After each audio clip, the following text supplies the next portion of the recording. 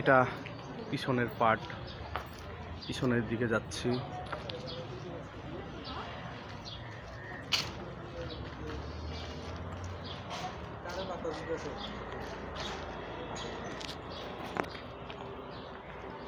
এটা হচ্ছে 32 নম্বরের মূল বিল্ডিং, পুরাতন বিল্ডিং যেটা, এটাই সেই বিল্ডিং।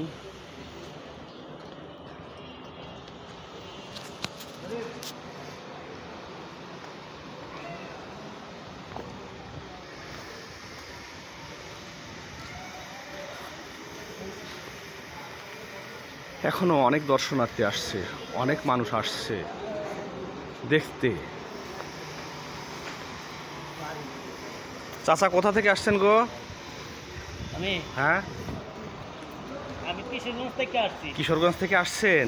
আপনি কি এই উদ্দেশ্যেই না অন্য কোনো কাজে আসছেন? এই বাড়িটা দেখবো লেগে আসছি। বাড়িটা দেখার জন্যই আসছেন? ও, ধন্যবাদ কাকা, ধন্যবাদ। উল্টাই ধরেন টাকাটা, উল্টা। হ্যাঁ, ধন্যবাদ চাচা, আপনি দেখতে আসছেন, এটা দেখার উদ্দেশ্যে সেই কিশোরগঞ্জ থেকে। কাকা আপনি আগে কখনো ঢাকায় আছেন? না, আমি ঢাকা আসছি আবার বহুত আগে। কতদিন আগে আসছিলেন? আমি 74 বন্যার সময় আসছিলাম। তাই এদিকে তখন আসছিলেন? আসে আর দেখেছি ঢাকা শহর 3টে বাড়ি বিল্ডিং। 3টা বাড়ি মাত্র এলাকায়? ঢাকা শহরের মাঝে নেই, পুরো ঢাকা শহর 3টা বিল্ডিং দেখছিলেন? নবাব সিরাজুল্লাহর বাড়িতে একটা বিল্ডিং। আচ্ছা, সিরাজগঞ্জ ইয়েতে পুরান ঢাকায় পুরান ঢাকা আহসান মঞ্জিল। হ্যাঁ, আহসান মঞ্জিল। আর আর শায়েস্তা খানের বাড়ি, শায়েস্তা খান বাড়ি। হ্যাঁ, আর আর শেখ সাহেবের বাড়ি। শেখ সাহেবের বাড়ি। আপনি কি তখন ভিতরে ঢুকতে পারছিলেন? এই সময় আমি ঢুকতে আসছি, তখন হয় ঢুকছি। তখন ঢুকতে পারছিলেন? হ্যাঁ, এটা আমার নেতা। নেতা? আপনি তার সাক্ষাৎ পাইছিলেন? বহুত আগে সাক্ষাৎ পাইছিলাম, এই 1-2 দিন দেখছি। দেখছেন মানে দূর থেকে দেখছেন না, কাছে যাইতে পারছেন? কাছে আসলাম। কাছে গেছিলেন আপনি, তার সাক্ষাৎ পাইছিলেন? ধন্যবাদ কাকা, আপনাকে ধন্যবাদ।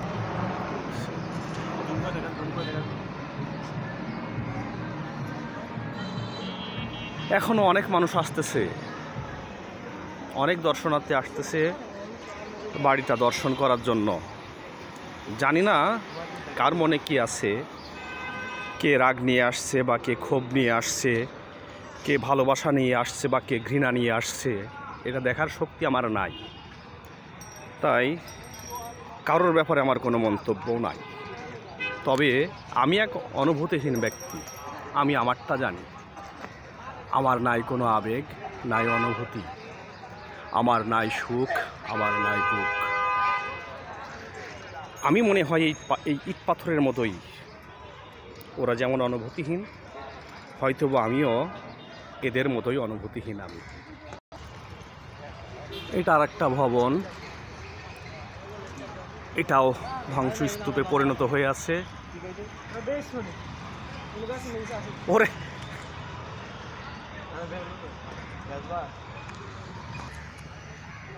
এটা হচ্ছে সেই বিল্ডিং যেটার একটি বেসমেন্ট আছে। অনেকেই বলতেছে সেখানে আয়নাঘর আছে। আমারও একটু শখ জাগতেছে, আয়নাঘর কেমন হয়, সত্য না মিথ্যা বা গুজব, কি দেখি একটু। এখন ঢুকবো বেসমেন্টে, আয়নাঘর দেখব। আয়নাঘরের রাস্তা কোন দিকে ভাই? আয়নাঘরের রাস্তা ভাই? আয়নাঘর নাই? তা আমরা তো আসছি আয়নাঘর দেখার জন্য ভাই। রাস্তা কোনটা? এদিক দিয়ে যাব। ওকে, আমরা যাচ্ছি। আমরা বেসমেন্টে ঢুকতেছি, একতলা নিচে ঢুকলাম, অন্ধকারাচ্ছন্ন, দেখার বোঝার কিছুই নাই। তবে আমরা টিভিতে যে খবরে যেটা দেখেছি, লিফটের যে জায়গাটা, এটা মনে হচ্ছে সেইটা, এটাই হচ্ছে সেই জায়গা। এখানে কিছু খোঁজার চেষ্টা করেছিল লোকজন। অন্ধকারাচ্ছন্ন, দেখার কিছুই নাই। এই যে দেখলাম টিভিতে যা বললো তাই দেখলাম। আমি তো আসছি আয়নাঘর দেখতে। কোন দিকে আয়নাঘর, কোন দিকে ভাই? এখন আমি তো সঠিক বলতে পারতেছি না, যা দেখতেছেন আপনি তা দেখতেছেন, আমি যা আমি তো অন্ধকার, আমার তো বয়স হয়েছে, চোখেও কম দেখি ভাই, কিছু খুঁজে পাইতেছি না, কোন দিকে যাব, কি করব। বয়স হয়েছে তো, চোখে আর আগের মতো দেখি না।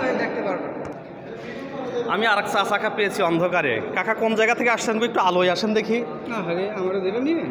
না ধরে নিব না বাবা, আপনি কোন জায়গা থেকে আসছেন? আমি আসছি হলো এই যে ইয়ার থেকে, এই আগারগাঁও থেকে। আগারগাঁ থেকে?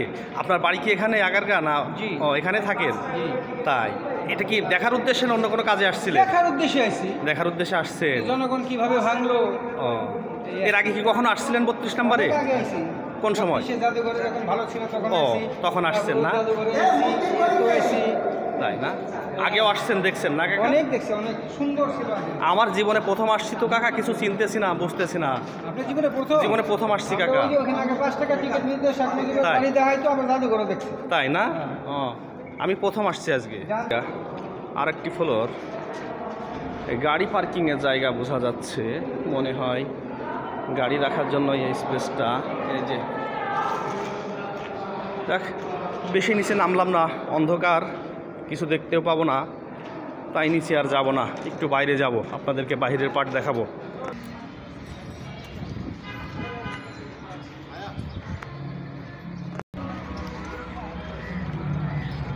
সামনের পার্ট।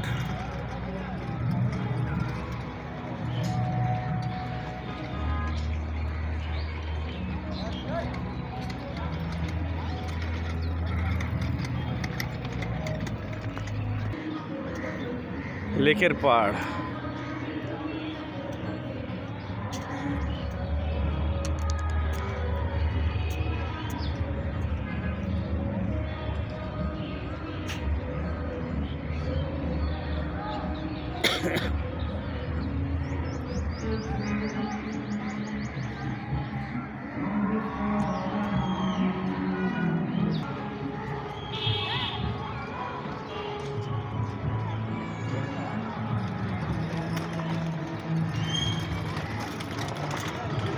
এটা 32 নম্বরের বঙ্গবন্ধুর বাড়ির পাশের বাড়ি।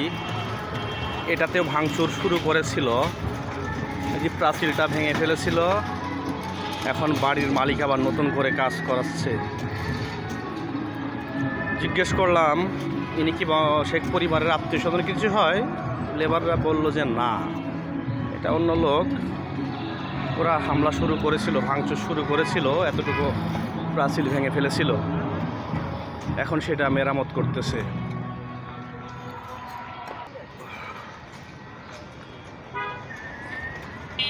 সারাদিনই দর্শনার্থী আসতেছে, দেখতেছে, ঘুরতেছে। অনেকেই আসছে রাগে ক্ষোভে, অনেকেই আসছে কষ্ট বেদনা নিয়ে।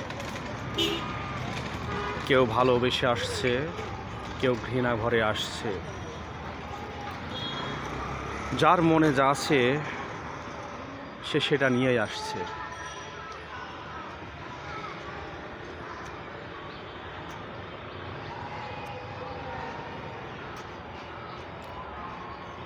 বাংলাদেশের ইতিহাসের অনেক ঘটনা, অনেক অঘটনার সাক্ষী হয়ে থাকলো স্থানটি।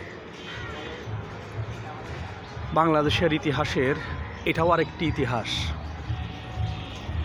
32 নম্বরের বঙ্গবন্ধুর বাড়ির এই পরিণতি বাংলাদেশের অসংখ্য ইতিহাসের আরেকটি ইতিহাস অধ্যায় এটি। সেটা যাই হোক,